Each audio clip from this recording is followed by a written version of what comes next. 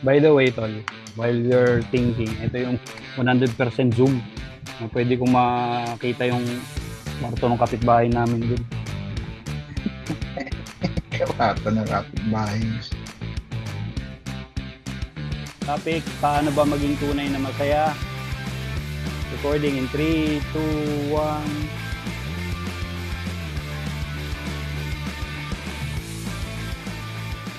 Tol, magandang gabi. Kumusta ka naman, tol? How has it been? Medyo isang linggo Oh, rin tayong a world apart. oo.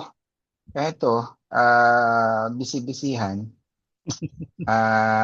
Minsan pagka naghuhugas ng pinggan, napapaisip. Or pag naglalaba, napapaisip Pa- kung kung kung masaya bang maghugas ng plato, Alam mo, kung masaya, tanong ko rin yan sa sarili ko pag ginagawa ko yan. hmm, Kung, tama, kung masaya nga bang maghugas ng plato, magbiyahe, pumasok sa trabaho, mga, hmm. ano yan paano ko ba sabihin to? Parang, unending, ano yan journey, yung tanong na yan, yung ikasasaya mo sa buhay, no? It's amazing, tol, no? Napansin ko lang, ewan ko kung anong dating sa'yo nito. Akala ng isip mo, nangyayari pa siya. Mhm. Pero hindi na pala. Para ewan ko kung alam mo yung sinasabi ko. Oo, actually, yung parang, there is this word yung parang you create a false sense of things. Dahil nga sa ganda na sila mo kanina, routine, di ba? And you find certain accomplishments, sometimes happiness dun sa mga bagay na ginagawa mo. Pag inulit mo siya, you create a certain sense of parang, dito ako masaya, ito yung nakakapagpa-okay sa akin. Yung parang feeling na ganun. Natama ka, parang hindi totoo. Parang merong false something, but you feel na parang ito yung initially kong naramdaman dito So parang ito pa rin yun, yung nararamdaman ko na yun. I don't know if you get my point. But interesting yung sinabi mo na yun kasi it happens to me as well. Um, parang first time ka magkatrabaho. I mean, first day on the job, di ba? Then, pasok ka ulit after a few days. You still have that height feeling. It will die down. Mm, It will mm. die down. Pero, pumasok na kasi sa utak ko na, importante may trabaho ako kumpara sa wala. So, happy ako. Paano ko makakategorize na ano ba ang tunay na saya? I like that question. Alam mo, sinasabi mo nga yan, Tol. No? Ganda yung tanong mo. Ano nga ba ang tunay na saya? Ano, ano nga ba talaga ang Oo. masasabi mo para sa sarili mo na ito ang ikinasasaya ko? Kasi nga, parang ano Mm, siya, Tol Parang now you give me that thought in mind na parang ang naisip ko tuloy, ang happiness ba ay momentary. Unang beses mong ginawa, masaya ka. Then it becomes a mm, routine. Somehow, mm, the excitement, the level of excitement, the level of happiness because of what you're doing, hindi na ganun ka-high So bumaba ba ngayon yung level of happiness? mm, Na ngayon, parang ang definition sa akin ng happiness is it's like momentary lang pala siya. Magiging masaya ka for a certain moment tapos nun hindi na. So parang kung sasagutin ko yung tanong mo, ano ba talaga ang definition ng happiness? It's mm. what you decide for that moment that would make you feel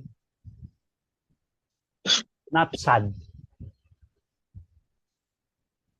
I don't know if it makes sense to la. Mm. Kasi if I cannot define, ako yung tipo ng tao na if I cannot define it clearly, kumbaga I cannot define what it is, Mm. I will define what it is not. So kung hindi ako malungkot, I could say, masaya ako. May mga events sa buhay ko na pwede kong sabihin snippets lang siya ng saya. Yeah. Snippets ng saya. Ang ganda yan. Di ba? Okay. Like, Snippets ng saya. Kumbaga parang isang segment lang sa buong 24 hours mo na. Yung siguro maybe 30 to mahaba na siguro yung 90 minutes na naglilinger yung saya. uh-huh. Di ba? Tapos magda-die down yun, may gagawin ka na namang iba. The thing is, Tol, na bigla na lang pumasok sa isip ko, may mga chances na yung saya na yan, maiksi pero madalas. Yeah. Yeah. Oo. Totoo, I Di agree. ba? Oo. I At agree. one point, nagkatawanan tayo, tapos babalikan na naman natin mamaya, meron na naman nakakatawa na naman. Nare-relieve mo siya na alam mo yung utak mo, um, may nakakling pa rin siya dun sa saya na yon. Yeah. It creates a story. May storyline siya, di ba? Next, Tama. pag lumipas ang 1 month at mag-uusap tayo at maaalala natin pareho. Yeah. Ito, naalala mo pa ba nung 21 years old ako, which is years ago na yon. Ito mo nung naalala mo nung umulan tapos Mhm. nag-blackout. Tapos kailangan nating maligo sa ulan sa labas. Mm. Yan yung mga snippets ng saya. Same thing, tol. Pareho tayong nagigitara. Mm. I'm sure naramdaman mo to. Nung una kang nakabuo ng kanta. Oo. Di ba? So, I am creating that happiness. Because, naririnig ko yung kanta eh. I'm not happy. I enjoy it. Siguro pag tinugtog ng ibang tao, I admire it. But when I create the sound, when I play it, it makes me feel happy because I'm able to do it. So, yun yung thinking ko, tol, na para bang I don't follow happiness. I create it in my own way. Katulad nitong ginagawa natin na to, tol. I mean, the way I find happiness in this, the way I create happiness sa ginagawa natin, tol, is when I now put everything together. Let's say, for example, yung setup, yung research. Happy ako doon, tol. Happy ako doon na ginagawa. Because it's something that I really wanted to do for myself. Mm. So, I create the happiness in my own way. Siguro, hindi ako I follow, tol. Kasi, hindi ko ma-define eh. Hindi ko, hindi ko, kumbaga sa painting, hindi ko siya makikita pa eh. Hanggat hindi ko ginagawa yung image eh. And as soon as I see that eyes, kung magpe-paint man ako, ito na, lumalabas na yung mata. Susunod ito, ilong na. Oy, perfect. So that's when I feel that I have created my happiness. So for me, tol, happiness is something that I create based on what I want to do and what I want to achieve. So, for that particular moment. Kaya ako nabanggit na momentary ang happiness. Tol. I agree. Napag-usapan na natin to before na siniset mo yung image mo in that kind of idea. Mm-hmm. That's one point na it makes you feel happy na kapag nagagawa mo siya, like for example, ako gusto ko sanang gumawa ng podcast for a long time ago na. Pero hindi ko ginagawa kasi hindi ko alam kung saan ako mag-start. Ngayon dumating yung ganitong pagkakataon. Yes, momentary lang yung feel na eto na, this is what you do for a podcast. Mm. But then, hindi naman parating masaya, di ba? but Yeah. you know you know the essence of it. True. True. Kaya ang sayang maisip na okay, ginagawa ko to a few hours like recording and everything, tapos schedule, masaya siyang gawin. Yeah. Actually. So parang sa akin, all those snippets lang siya. I can carry this over for the next week. Oh, kasi you have something to look for. Ako tol, I have something to look forward to. Yun eh, yun meron siyang ganong effect na you look forward to it. Tapos mag-iisip ka na naman, napapaisip ka, anong gagawin natin, anong pag-uusapan natin, paano tayo mag-improve, Mm-hmm. right? Para siyang, let's say for example, for yourself, gusto mo magbanda before, di ba? Yeah. Tapos sa tingin mo, yung pagbabanda mo is, yun na yung magiging sino ikaw. Okay. Na-identify mo yung sarili mo sa ganon, di ba? Na Yeah. magiging, Yeah. could be vocalist or lead guitarist, Mm-hmm. di ba? But then, nagkaroon ng deviation along the way na hindi ka pala para sa pagbabanda. Yeah. Na discover mo soon na ikaw pala yung tao na gustong nagsasalita in front of maraming tao. Yeah. Oh. Now, question is, are you happy doing this? Doing this with you? Yes. Ito yung pagiging speaker mo. Oo. For two reasons. Okay, number one, si Ermat, as you all know, di ba? She is a very accomplished person in the academy. And I never really saw myself, tol, kahit naman nung magkakasama tayo sa eskwelahan, di ba? Pakanta-kanta o ganyan. Pero hindi ko na-picture yung sarili ko na tatayo sa harap ng mga maraming tao para magsalita and, to share whatever I could share. But I've admired si nanay ko. There was one time na way back in our alma mater na ano ba yung tawag mo doon pag nagsisit-in yung teacher? Nakakalimutan ko na eh. Hindi naman sit-in ang tawag doon eh. O sit-in ata, parang ganun. And siya yung papalit?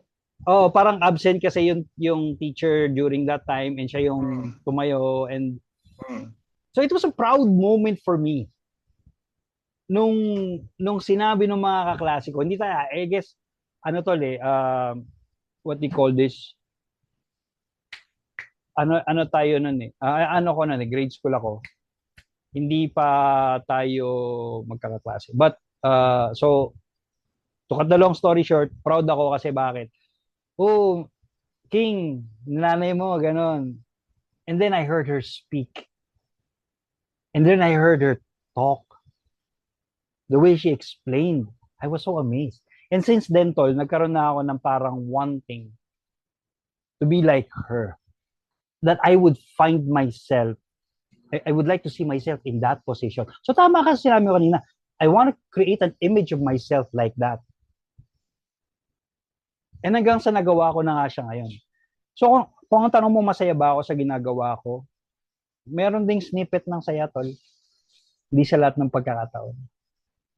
Bakit ka mo? Question. Define happy.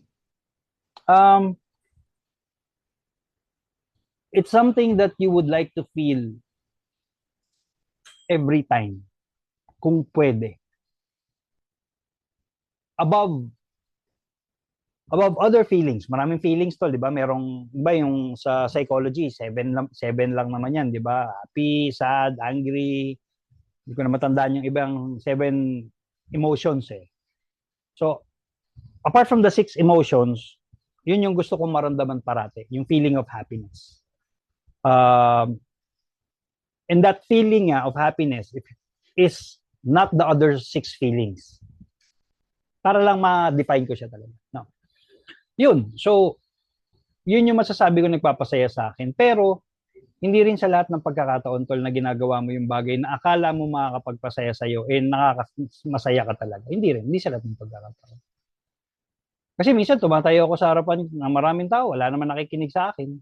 Sino ba naman magiging masaya? Para akong loko-loko nagsasalita. Diba? Nagtanong ako, sagot ko. Dahil wala namang, ano. And sometimes, isa sa mga feelings, isa dun sa 7, I don't know kung kasama ang doubt, tol. Ikaw, psychologist kayo. So, di ba? Kung kasama yung feeling of doubt, because sometimes I feel that. You know, when you're in front of so many people and then, minsan na-black out ako. I'll try to see kung makakabalik ba ako dun sa train of thought ko. Hahabulin ko yun. May feeling of doubt eh. So, I'm not happy at that moment na ginagawa ko yung supposed to be nakapagpasaya sa akin. Di ba? Which brings me to, ang ganda kasi ng sinabi mo eh, and about, you know, we try to create an image of happiness. What if, tol, the image of happiness happens to be a different person? Do you think you can find, can we find happiness through other people? Okay, magandang pag-usapan 'yan.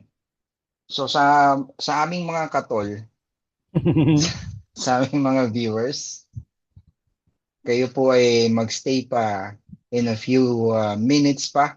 We'll just have a short break and then pagbalik natin, mas palalalimin natin. Yeah. We'll catch you soon. All right? Stay there. Stay tuned.